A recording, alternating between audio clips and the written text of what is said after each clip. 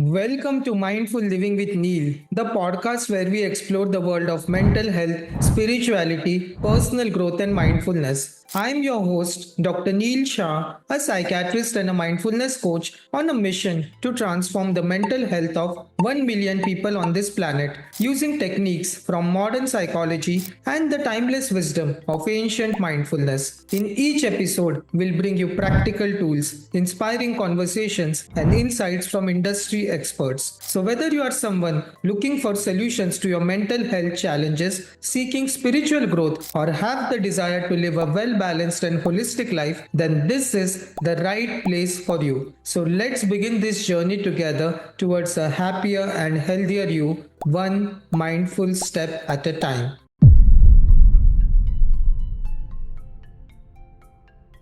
Are you someone who is married or in a relationship and you always feel that your partner does not understand you and you keep having frequent conflicts with your partner? You always keep wondering that at the beginning of our relationship, we had such a deep connection and intimacy, but as the years are passing by, we are losing that emotional intimacy and spark. On today's episode of Mindful Living with Neil, we have a very special guest with us who has dedicated his entire life to help couples evolve into deeper levels of intimacy through his model called as the couples line of development. And his main mission is to help couples evolve to stage 4 first love, where couples can live abundantly and actually love their spouse. Tom is an independent scholar with research interest in integral theory, sensory processing sensitivity, collective intelligence, and the higher stages of intimate couples. Dr. Tom Habib is the past chairperson of IEC's International Consortium for Integral Scholars and is a part of the San Diego Integral. Tom served as the MC of the highly successful What's the Future conference held in Sedona, Arizona in 2022. He has also developed the Icon Conference Future Human held in Denver, Colorado in 2024. Tom lives in Carlsbad, California with his wife Christine A. Baser, RN PhD, and they just celebrated their 40th anniversary. So please join me in welcoming our guest today, Dr. Tom Habib. So, hi Dr. Tom, how are you doing today? I'm doing well, Dr. Shah. Great, It's amazing. bright and early in the morning here in America. Wow, I'm so grateful that you joined this podcast this early in the morning. So, currently, Dr. Tom, where are you? I'm in San Diego, California. Mhm. So for people not familiar with the states, that's in southwestern United States. Okay, great. So, Dr. Tom, can we begin this podcast? I have some amazing questions lined up for you. So, can we begin this podcast? Absolutely. Yeah. So, Dr. Tom, can you share your journey of becoming a clinical psychologist and a psychotherapist? Initially, I thought I was going to be a psychiatrist, Dr. Shah. And Oh. I actually did pre-med and I realized I didn't like the biology and everything. And my interest laid in trying to have personal growth, especially in marriages, because my parents' marriage wasn't that good. And it wasn't until I was in my personal growth sequence doing 2 years of my own therapy that I actually became conscious of I was afraid of marriage. So I unconsciously gravitated towards studying marital satisfaction. Mm, And it wasn't until I was in my therapy that my training analyst pointed out to me, Tom, do you think you're mm, afraid of marriage? And I was. I was very sad at that moment, but I was very afraid of it. So that's how the journey began. So that was a great journey, Dr. Tom, like really inspiring. So, Dr. Tom, your main focus of work is that you work with couples in the context of developmental psychology. Okay. So, how does this model differ from traditional relationship models and traditional relationship counseling? What is different about it? Yeah. When I was doing my dissertation on couples, I was shocked how little research and how little small the models were. And on the ground, what I was doing with couples, I never had a model. I looked at object relations, I Mhm. looked at attachment theory, but none of the models seemed to address what I was responding to that couples needed. like you and I know the structuring that relationships needed in terms of one couple does this, the other couple does that in a complementary, supportive way. I had no model. Even systems theory wasn't quite comprehensive enough to do it. And about 20 years ago, when I started reading integral theory, I Hmm. had that aha moment, most of us do, where, oh my Lord, that's why I'm doing this. And all of a sudden, I had a lattice to hang upon everything I was actually doing in the consultation room. I'm sure you had that feeling, Dr. Shah, at Yeah. times also. Yeah, same. 3 years back. Yeah.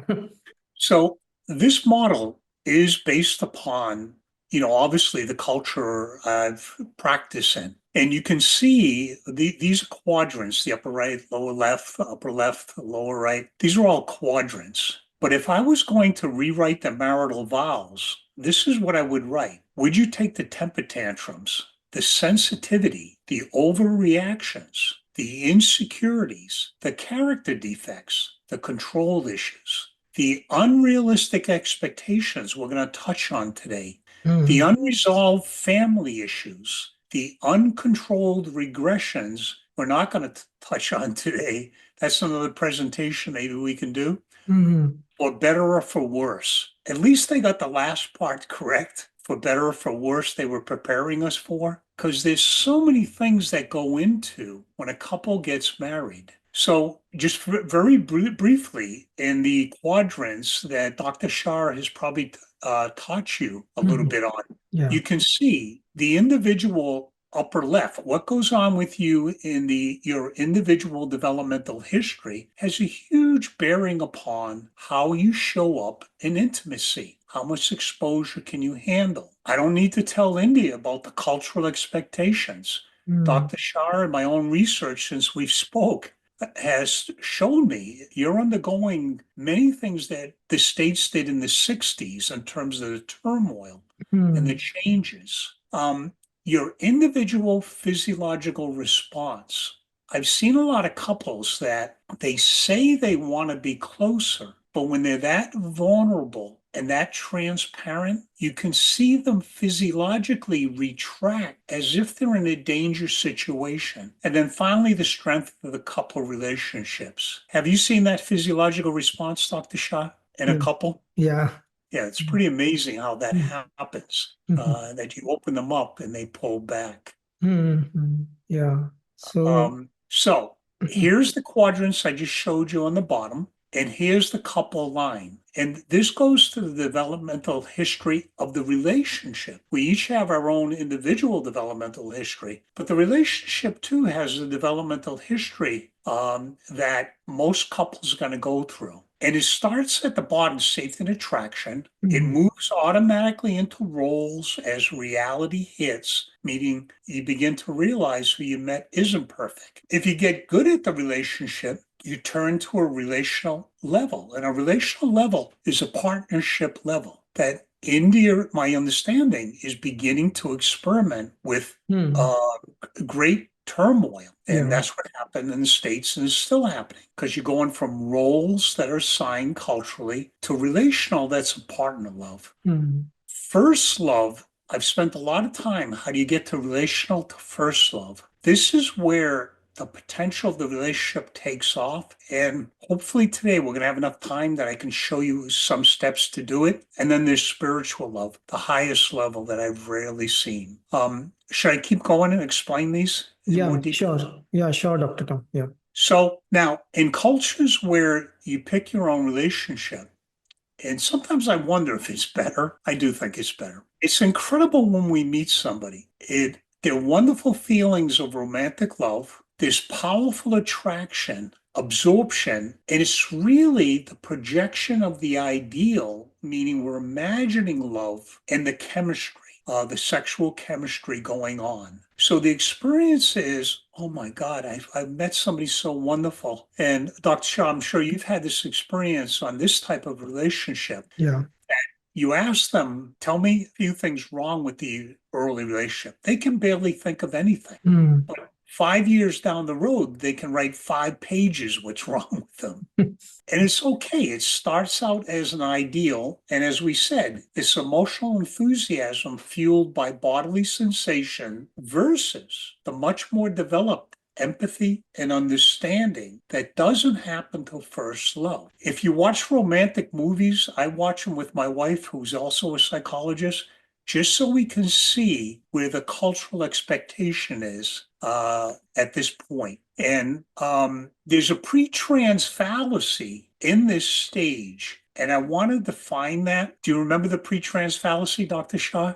Yeah, I remember it. So it's the mistaken interpretation that a behavior, motive, or understanding originates from a highest stage of development, like safety and attraction.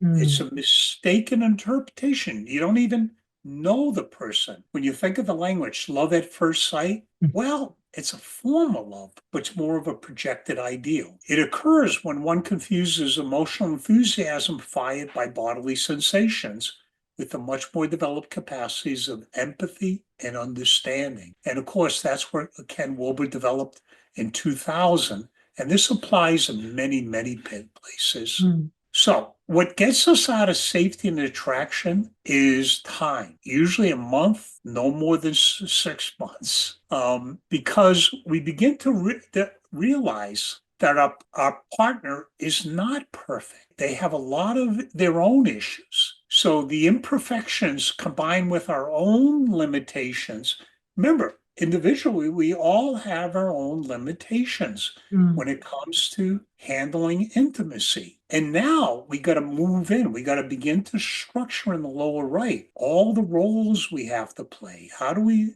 function as husband and wife? How do we function as wife and mother? How do we have our self identity and the couple identity? And in this stage, I use the Christian tradition expulsion of from the Garden of Eden because you're getting thrown out of all that projected ideal. So we begin to build a relationship here. An immature couple breaks it off and they just assume there's something wrong. And there Mm. might be. Sometimes couples are mismatched. But with experience, if the person can problem solve, they can grow, they're growth oriented, they can control their emotions, they're emotionally available, there isn't anything wrong. You just got to get through the stages. So there's two persistent fantasies here. The fear that you made a partner selection mistake, and number two, that others perpetually live at safety and attraction. And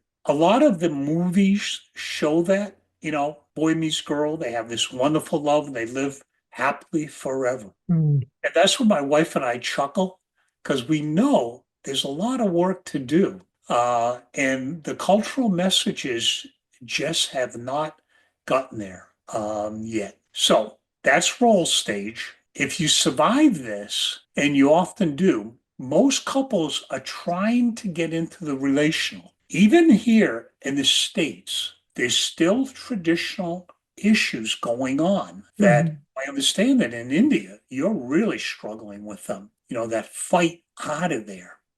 And I Mm. do want to talk to the men specifically on this because it's a far better deal, the relational stage. I already said my wife is a psychologist, and one of the beauties of that stage is that economically, Mm. all the pressure wasn't on me. She helped me build everything we have. And Mm. it really helps to have a partner that can promote your growth.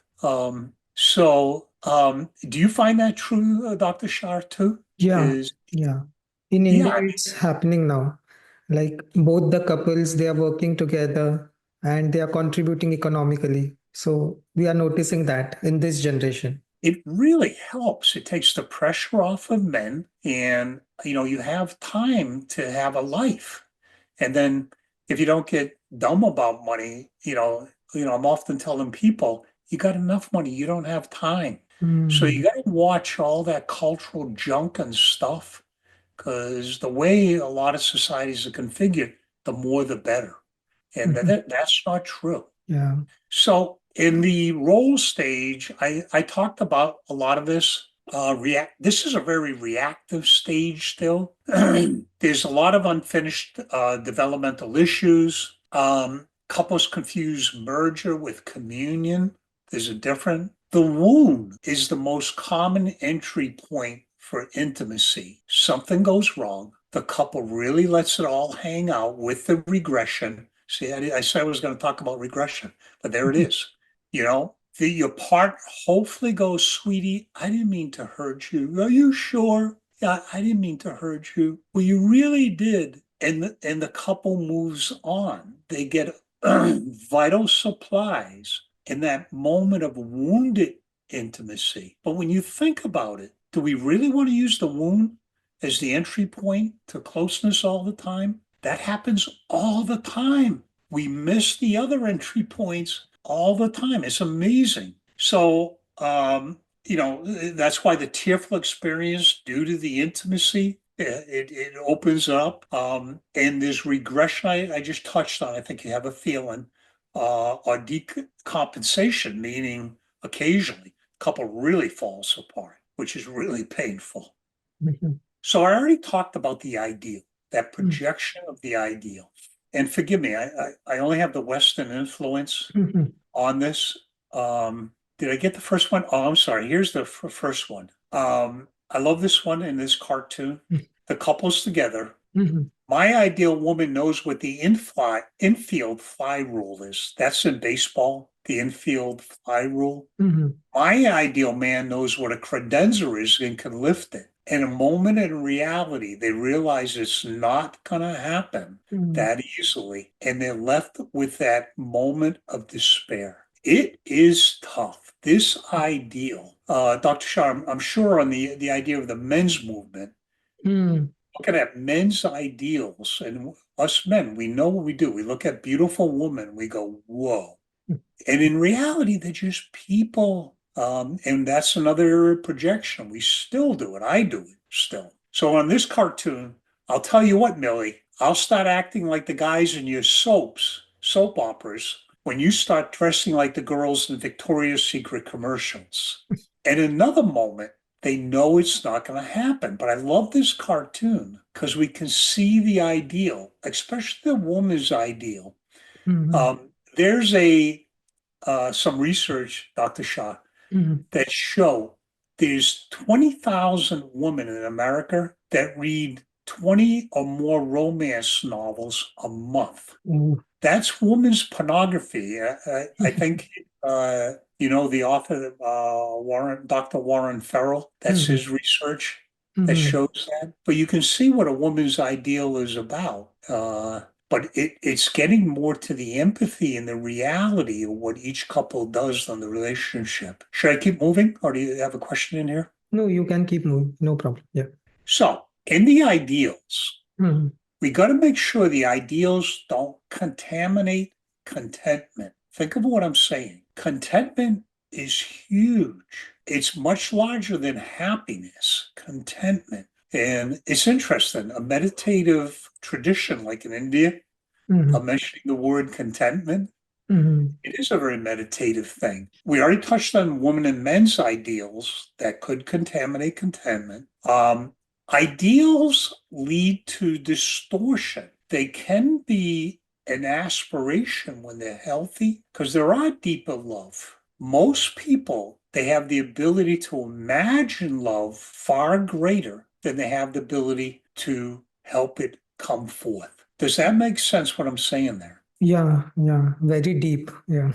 Yeah, because you have to really have a lot going to actually invoke love in the moment. That's Mhm. what I'm doing, and I'll show you when we get to this first love. In a good relationship, the average minutes of love are about 5 minutes a day where you actually feel love. Love's not a constant. Commitment is the only constant there is. Nobody, not even in the spiritual love, do they feel it 24 hours a day, 7 days a week? Because they got to focus on other things. So Mhm. you can see the deconstruction of the ideal, because the nonsense running through the culture is unbelievable. And here's that comes out of psychoanalytic theory, the golden fantasy. Mm. And we all have it. I still have it. If she loved me, she would know what I need. If he loved me, he would know what I need. So you can see how much lower left work there's to do is to challenge the prevailing ideals is huge. So my understanding and into here, the younger generation is moving here. Yeah. It is going to be good for everyone, but the turmoil is huge. In the States, it began to appear in 64. Feminism, environmentalism. I mean, feminism is still driving the traditionalists nuts here. It, in my opinion, is part of the reason why we elected Trump again, which I still haven't recovered from. The beauty is the functional interactional patterns include problem solving and flexible relationships. Is I like the metaphor we use is the cream rises to the top and there's different skills levels. So like when we travel, I can't find my way out of my driveway. I am so geographically dysfunctional, but my wife takes over and I drive, she navigates, and all these functional patterns come up. But even at the relational stage, those two fantasies exist. I'm afraid I made a partner selection mistake, and others get to live as safety and attraction because the cultural message is still unchallenged, even here. So relational is good. Regression's done well. And if we do this again, we can do the adult child model. Yeah. Here, spatting, meaning a couple growls at each other, they move away from each other. They don't make a mess. That comes out of John Gottman's work. So there's a quick recovery. They don't use that wound as a focus in that moment. So they're doing things really quite well. Of course, there's ruptures in connection, but they can compartmentalize, meaning they expect it to happen. They just roll their eyes, don't get caught rolling your eyes, and they move on. We already touched on the integrated roles. Mm. There's give and take. There's problem solving. This couple is doing well overall. A lot of people, when they get to this stage, couples therapy is a success, but they haven't tapped first love. Mm. They still have that fantasy. Even though they have feelings of love here and there, they don't know where to go. Mm. And it's interesting because I know, Dr. Shah, you're aware of how much Western psychologies tap in the Eastern traditions to Yeah. understand mindfulness and the Mm. meditative and living in an abundance. And the beauty that's happening is the West meeting the East, and we're incorporating it in Mm. both traditions. It's exactly what the model said were going to happen Mm. as we went along. Yeah. Mm. Should I keep going? Yeah, yeah, you can explain the entire model. Yeah. So, getting into first love, Mm. and I promise I'll show you how to do this, or Mhm. some of the steps on how to do this. But in first love, when you begin to achieve it, and it's not like thrown on a light switch, even in my relationship with my wife, and I wrote all this stuff. I know this about as well as anyone. And we talk about it is we go from relational and we float into first love here and there multiple times a day, like through the holidays, looking at all the work my wife did. And when she creates family events, my God, my love for her just flourishes. I'm just so grateful because one, I don't think I could ever do it on my own. It's her gift and the things she constructs. And I look at her and I'm cheating a little bit. What I do is I smile and I go, and she knows I'm acknowledging her gift. She smiles back at me. And I love when my children see that because we're modeling what it is. So in first love, we're free from the pull of the fantasy of safety and attraction.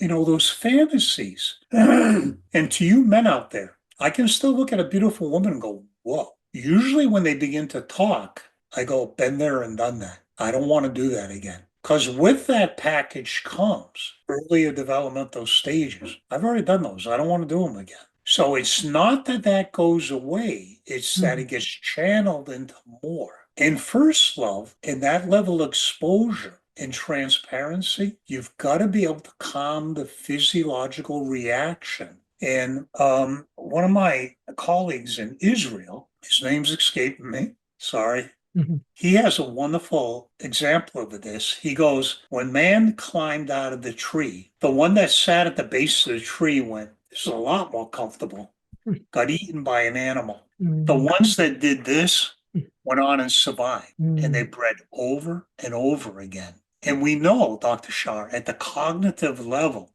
when you look at the average person, Mhm. certainly if they don't have meditative traditions, their cognition looks like this. It's that hypervigilance, obsessive, normal levels of obsession and compulsion. They don't even reach DSM-5, but they're not desirable. It's incredible. Mhm. We are calming the physiology. Now, at first thought, we can drop into the other stages. We can drop into the role stages like I'm better at fixing things. My wife becomes a gopher, meaning she goes and gets tools and she doesn't ask questions at that point. I know what I'm doing. Then conversely, the other way around, there's areas of expertise like in diagnostics. She's actually a neuropsychologist. When Mhm. it comes to test interpretation, I listen. She knows what she's doing. But this concept of living in the abundance, and 85%, I want you to remember, because this is how you're going to learn how to get there Mhm. in doing that. In first love, of course, there's shadow and unconscious material, but this couple expects it and they don't panic. They don't go like sometimes when I make a mistake and I overexpose somebody, they go in front of the couple, they regress into, I don't do it all the time. You do it sometimes too. And you can feel their overexposure. The physiology just went through the roof. And then you're late for your next appointment because you made a mistake developmentally where they were. Have you ever done that, Dr. Shah? Yeah. Yeah. Yeah, I mean, it's painful because it's not good for them or anything. So there's an ability to look at yourself in front of one significant other. That's huge. That's why at these integral conferences, it's easier with a stranger to do an eye contact exercise Mhm. to enter we space than it is your intimate partner. The hardest place to do it is with your intimate partner, even though that sounds like a contradiction. We see that everywhere. My wife, when she first started Integral, initially she said, Tom, I don't want to be in a group with you. You know those practice groups, Dr. Shah? Mhm. Yeah. She would say, I wanted, and she was developing mastery before she did it with me. And I was fine. Now she goes, Tom, will you be in my group? Because she's comfortable with it. She wants me to be there with her and she wants to show me how much she's done. So at this stage, we accept the ruptures in connection. Of course, there's going to be crap happens. It's just the way it is. You're going to make mistakes. You're going to be irritable with each other here and there, but you don't catastrophize. We compartment, there's compartmentalization of wounds created by the partner. Now, this is not denial, it's just acceptance of, sweetie, you shouldn't have raised that. Oh, God, I'm sorry, honey. Please don't do that. Oh, you got it. I'm sorry, sweetie. So you see, we're moving on. The wound Mhm. isn't defining the process. That rarely happens. If I'm in a supermarket, I can tell a couple that's in trouble. It's like you can just feel the problems. So here, this second tier capabilities, and you know this, Dr. Shah, from Mhm. that on developmental lines and all of them, you can get the second tier. And even in this model, let me skip ahead real quick to show Yeah. this again. So Dr. Shah knows this with me. This Mhm. tracks spiral dynamics. Yeah. And I know some of you saw Martin Usik's presentation, and he actually uses spiral dynamics in couples. And Mhm. notice the colors, they track because all these developmental lines line up next to each other. That's the brilliance of integral theory, is we actually have a lattice of to develop this. And so when I developed this, I understood at a couple level, I had enough experience with couples to actually interpret what are the actual dynamics showing up at each level here. And so At a spiral dynamic level, that's a values model, but one that we all widely use. You can see the applicability, and every couple has multiple lines, and Mm. depending upon your height, it shows up in the relationship of how you do that. Yeah. All right, but we're back in first love still, and we're going to talk about how you get there. And please hear the Eastern contributions to this. This is where the West is going. Oh my God, you people figured this out 4,000 years ago? And it's the mindfulness of the abundance that's always here. You can feel it. Some of you may be feeling me open that space now. You can feel the abundance. If you're mindful of physiologically where you are, the wonderfulness of just being. So one of my observation is a halfway decent couple can do 85% of their relationship well. And it's the 15% wrong that becomes 80% of how they evaluate the relationship. We Mm. call that an integral, their state experience. They're feeling the state of their relationship. Do you see how messed up that is? Yeah.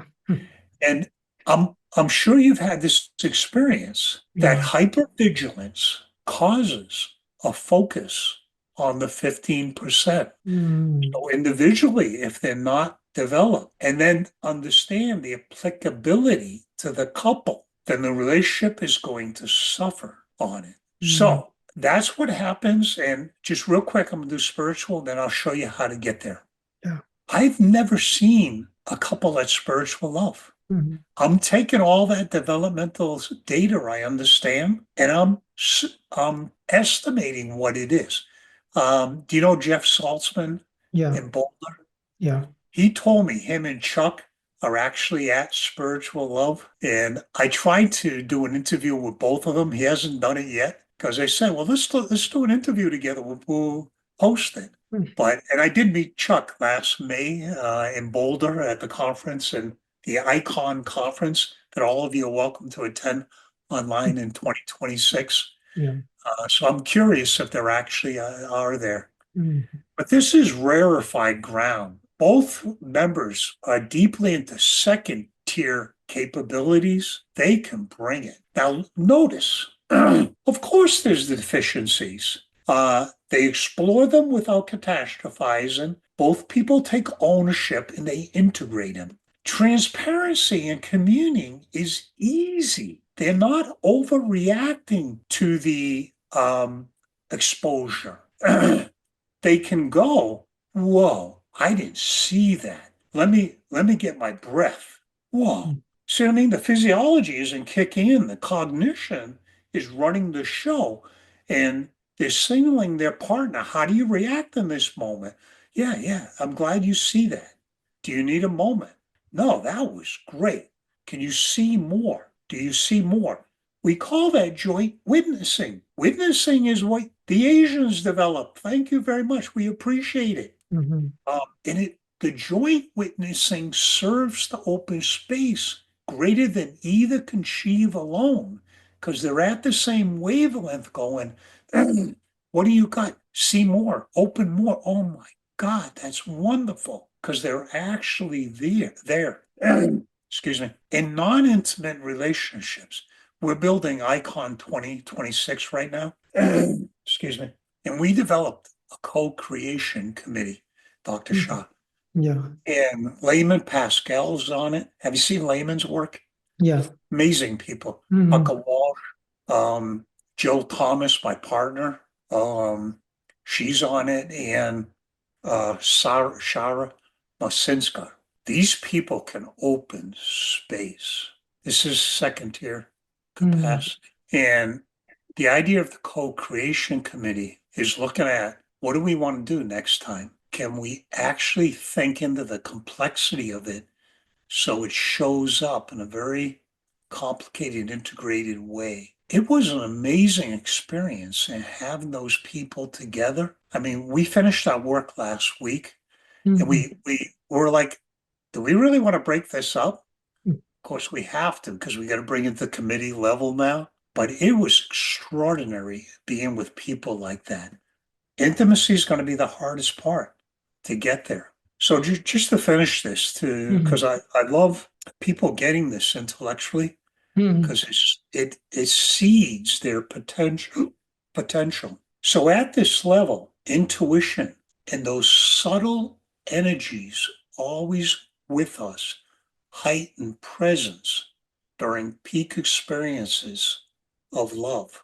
That is a multiple because you're aware you're in Rumi's field where words aren't necessary. You can feel it. Some of you out there can feel the space Dr. Shah and I are opening. Mhm. That's subtle energy. We learned it from the Eastern traditions.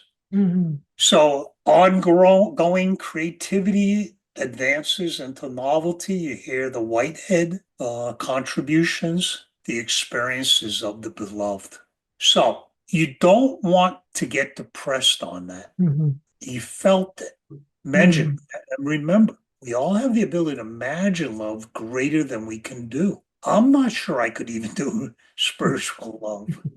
Yeah. Although with a stranger, I can enter we space Mhm. and do that. So, Yeah. have I explained enough about developmental? Yeah, like this model sounds really interesting and fascinating. I'm sure that our audience has never heard about it, and like it's very comprehensive and takes all the factors of a human being into consideration. So, Dr. Tom, like how much percentage of the couples which you have seen operate from the first love level? Like, is there a percentage? Very few Okay. is, remember, we can float into it. Mhm. So, I don't even think my center of gravity is first love yet. Okay. Whereas I can enter we space, Mhm. which is the equivalent with strangers quite easily. It's hard in intimacy, but I think there's such a value that I can structure it during couples therapy so they feel the we space, the first love, and just showing them, look at this place is always here. Try it on your own. Mhm. And I'm going to show you the exercises that get you there so Mhm. they can start to try it. So when you say that, how many can access it? It's probably less than people that can get this yellow or a turquoise. Mhm. It's probably under 5% Okay. that can do it because couples is the hardest to do. But down the road, I'm hoping people like you keep perpetuating when I'm gone Mhm. and show the roadmap there because it's there. But Mhm. once you feel it a little bit, you're going to want to go back there Okay. to do that. Okay, great. So, Tom, I'm sure that you have worked with hundreds and thousands of couples. So, what are some of the most common challenges and problems that couples face who come to you? So remember, most couples are in the role stage, Mhm. and that's certainly going to be where India is going to be. Mhm. And you're trying to get to the relational, where you're doing give and take and things like that. Mhm. And, you know, you always want to sell the benefits. Mhm. Say if you're a woman and you have a traditional husband, sweetie, I don't want you to have all the responsibility. Mhm. I want to help you. I can be a good partner. But that's a man's job. Well, you can do the things you want to do, but I want to be a partner that pulls as hard as you do. You're going to love it, sweetie. Mhm. When I'm working with professional women, I'm always telling them use your femininity. I use the concept of damsel. I'm not sure that translates well, does it? Damsel Mhm. in distress. Yeah, yeah. So I'll never forget, I worked with a COO and she had a master's degree from Berkeley, Dr. Shah. And she was great because every company was trying to steal her. So she was chief operating officer. Mhm. And say she had to talk to one of the board of directors or one of the Mhm. vice presidents of the division of the Mhm. company. She would use traditionalism so effectively. She would walk in, Joe, I got to talk to you. Is this a good time? Can you feel her vulnerability and her Mhm. softness? Mhm. I got hard things I got to tell you. You're going to be okay, Joe? Joe, when we're at meetings, you dominate the discussion and you don't listen to what other people say, and it's becoming really annoying, there will be consequences. So, are you okay? Do you understand what I'm telling you? Can you Mhm. feel her switching roles? Yeah. And spiral, we call that spiral wizardry. Mhm. That's what I recommend women do with traditional men, because letting go of that traditionalism and how it defines us, I struggle with it, and I know these models. So if you can use that light touch to advance their own growth, that'll help a lot. Mhm. Yeah. So, Yeah, actually, we are noticing this shift in India also. Like females are transitioning from more traditional values to modern values. So they are going out to do the work, and men are taking care of the children. So a lot of conflicts happen because of those, as the roles are getting reversed. Yeah. so it's crucial those Mm, women mm, demonstrate traditional femininity mm, to the man and also for them. Because I have seen so many financially successful women mm, end up in a relationship where they don't get to let go and be taken care of. So moving into that damsel and and just talking to a guy that way, mm, like as simple as, Joe, could you reach that for me? So you feel the feeling I'm opening up? mm. That's a win-win both for the woman and the man. And I think you recognize, oh, what's his work? The masculine, the writer I mentioned to you. David Data. Thank you. Mhm. David Data's. It's crucial for women to still tap that level of traditionalism. Mhm. Otherwise, they don't get the benefit. So then traditional masculinity Mhm. becomes effective. Like, I'm aware of when to be protective of my own wife. Mhm. In public, when we're in a shaky area, Mhm. sweetie, stay right with me, follow my lead, just so she feels that protection. So there's ways to integrate what we don't want to do. You don't care about my growth and whatnot. Um, so if there's stage discrepancy, you've got to have patience. Yeah. Okay. So, Dr. Tom, can you share a story of a couple with whom you have worked and they were able to resolve their relationship conflicts and issues? Yeah, remember, most of it's role stage going into relational. So in that stage, we're structuring the regression. So usually they come in and they're fighting like ever. Hmm. And getting them to slow down, like I never allow the fighting to happen just for cathartic value. Catharsis means just to get it out because it becomes a very unsafe environment. So I structure it where we're going to talk about one thing at a time. Hmm. You got to know what you need. If you're at the anger level, you don't talk. If you can answer the question, this is what I need, Hmm. and then ask for it, and then the person receiving it can either agree to it, but at minimum, they have to do the reflective listening. So there are a lot of couples that I can get them to that level where that reciprocity in the lower right can contain the upper left, each individual's upper left regression. And so a lot of times, many couples, they feel that that's working pretty well. And if we do another one, I'll show you that structuring, Yeah, sure. how that works. And Dr. Shah already has the link for the papers and videos Hmm. that actually shows that if you want to get a jump on that. Yeah. And there's videos where I do that. Hmm. But oftentimes couples stop there. And what's interesting, I've been doing this over 40 years now, is people come back because they want more. So eventually I can start to move them in higher states where they want to actually connect at a higher level. Hmm. Or they go through a crisis, say they're having difficulty with their children, Hmm. or the children are leaving home, and Hmm. developmentally I can help them Yeah. move out of those roles and things like that. Wow. But oftentimes they really value that structuring, but you got to create a safe environment Mhm. and have an idea of what you're doing. Mm. Did you get any couples training in your training? Not so much, like very less, because we are psychiatrists, so we were biologically oriented, so very less training in dealing with couples. Yeah. So even in clinical psychology, the most clinical psychologists don't want to do couples Hmm. because there's not enough models, there's not enough training. That's why I was shocked when I did the lit Hmm. review for my dissertation. I was like, this field's in its infancy. Hmm. So it's really grown since we got Gottman's work, and although he's more empirically verifying things we need to know, and but that's the typical couple. They come in crisis, I structure it, they go out, they come back. I tell couples, marriage needs a tune-up every 5 years. There's just too much to do. It's the most difficult relationship we'll ever run.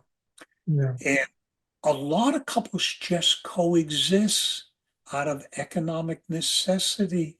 Hmm. They might enjoy their children together, but it's a sad state of affairs when first love is down the road that I want to show people how to get there eventually. Hmm.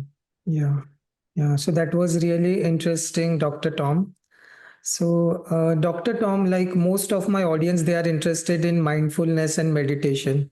So, how can mindfulness and meditation practices help us in strengthening our relationships? So remember, when we say we're mindful, we have the opportunity to act, not react. Mm. If you're reacting, you're kind of emotionally out of control. Mhm. So you've probably had this feeling too, Dr. Shah. We show up with our patients acting our best. I remember driving home, constantly telling myself, save some for my wife and my children. Mhm. I'm going to react. I'm not going to act no matter what confronts me there. So we want to do that with the person we love. Mm. Is we're creating a thoughtful, acting environment. Did I confuse those? We're No. acting, not reacting. Mm.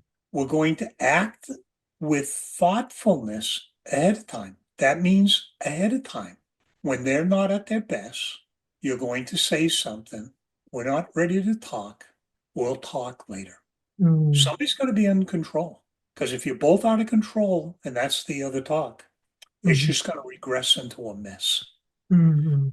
So I'm happy to hear that you're practicing mindfulness in meditative traditions. Remember, the meditative helps the physiology not to take over. Because at an anatomical level, and Dr. Shah knows this better than I do, Mhm. when that hypothalamus kicks off, then the thalamus kicks off the endocrine system, we don't have a chance. Those chemicals hit the body, we don't have a chance. Mhm.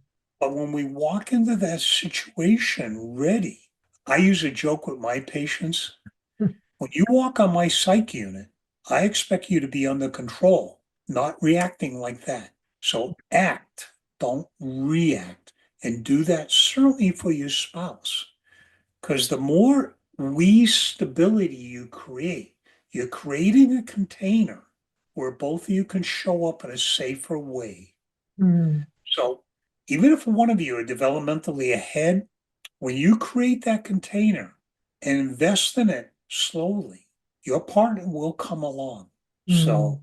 there is hope. It's not like there's a lot of well-developed men or women out there. It- we call it second-tier people, Yeah. and we think it's about at 8% in the States. I Mhm. don't, do you have any idea what it would be in India at this point? No, I don't know, but like there is a like no research done on the stages in India.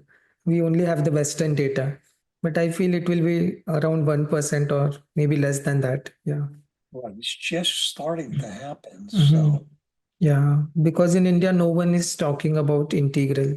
Like many people are mostly in the green stage. Like they are now getting interested in the personal growth, development, meditation, spirituality. but still I'm not noticing that emergence of integral on a huge scale, which can create a cultural impact. Yeah. You got a lot of years to go. It's going to Yeah. be interesting seeing you lead this. Yeah, sure. Thank you so much, Dr. Tom. So, Dr. Tom, what one piece of advice would you like to give to our audience that they can take away from this podcast? Yeah. So I want to show some of you how to get into first love.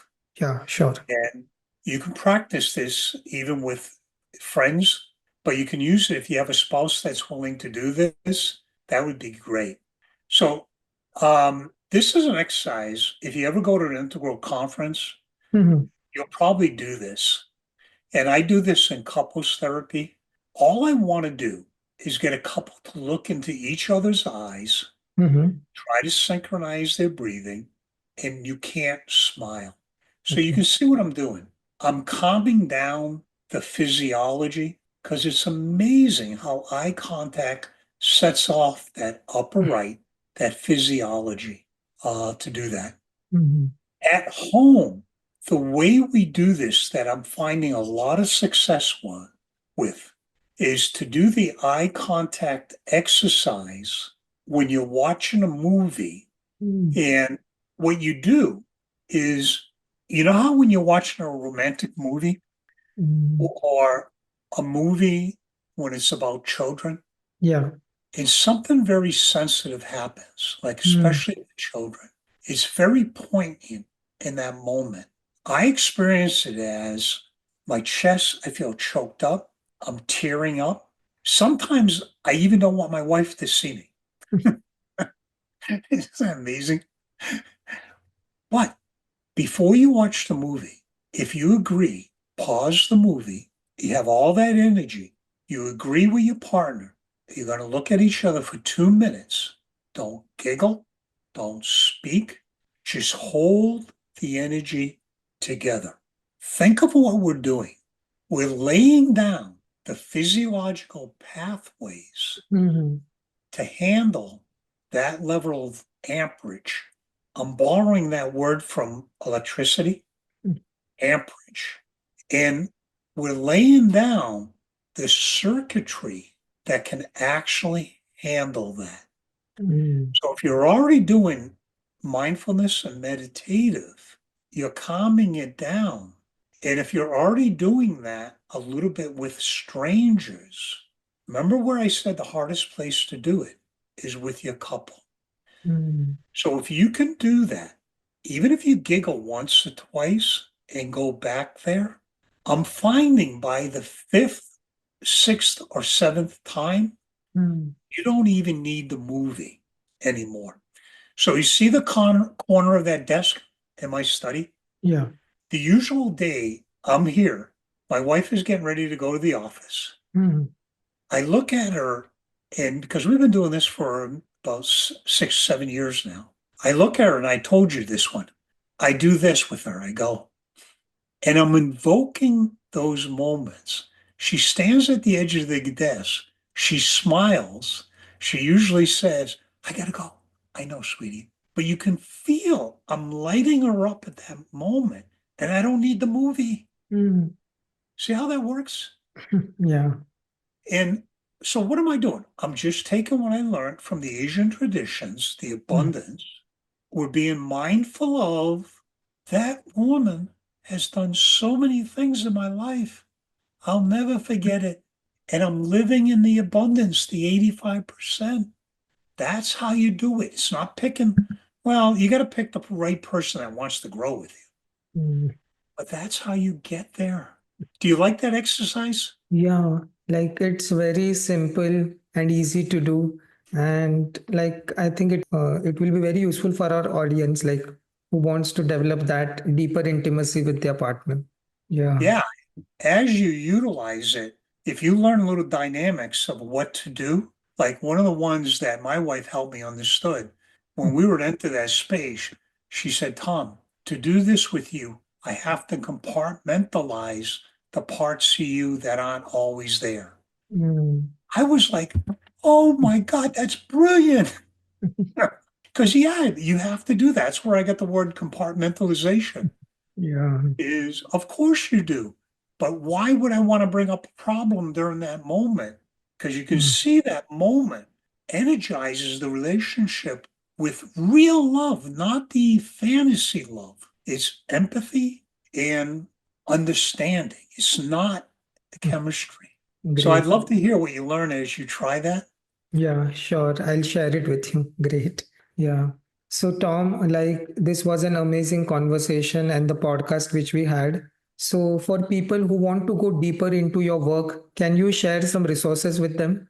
Yes, I can find that screen, and Dr. Shah will post this Yeah. uh, with you. Here it is. He'll put this up here. Yeah, sure. It's on academia.edu. Hmm. So if you want to read a formal paper on what I spoke about today, Hmm. it's called The Couples Line of Development. Look in articles and writings Hmm. because there's short anecdotal stories of meeting people at that second tier that would be first love in couples, but second tier in spiral dynamics. Hmm. And if you if you in YouTube you put my name, Dr. Tom Habib, you'll Yeah. find other videos too where I Hmm. talk about other aspects of what we talked about today. So Yeah. you can learn more about this. But Yeah. if you're on track to learning meditation and mindfulness, Hmm. now you got to learn how to language it and because Yeah. it's growing. That's why Hmm. people like Dr. Shah are spreading it in a country as large and important as India is amazing. Yeah. Yeah. So I think that this resource will be really helpful for our audience so that they can go deeper into your work. Hmm. So again, Dr. Tom, this was an amazing podcast, an amazing conversation. And I'm sure that our audience got a lot of valuable information which they can implement in their life and improve their relationships and like make their relationships more conscious and meaningful. So thank you, Dr. Tom. I'd love to have you again on my podcast for another episode. So thank Okay, you so let's do much, it. Dr. Tom. Great. It was great having you. Yeah. You're welcome. Good Yeah. discussion, Dr. Nail. Yeah, thank you. Thank you for joining us for this episode of Mindful Living with Neil. I'm sure that the insights and information shared by our guest, Dr. Tom Habib, have sparked new ideas in you so that you can develop more happy, conscious, and meaningful relationships. Do like, comment, and ask your questions below. We'd love to address them in future episodes. If you like this episode, share it with your friends, family members, and relatives who might benefit from it. I'll see you on the next episode of Mindful Living with Neil with more such inspiring conversations and more such inspiring guests. Until then, stay mindful, stay happy, and always remember as a couple, grow together, evolve together, and contribute to the well being of the society and the world together.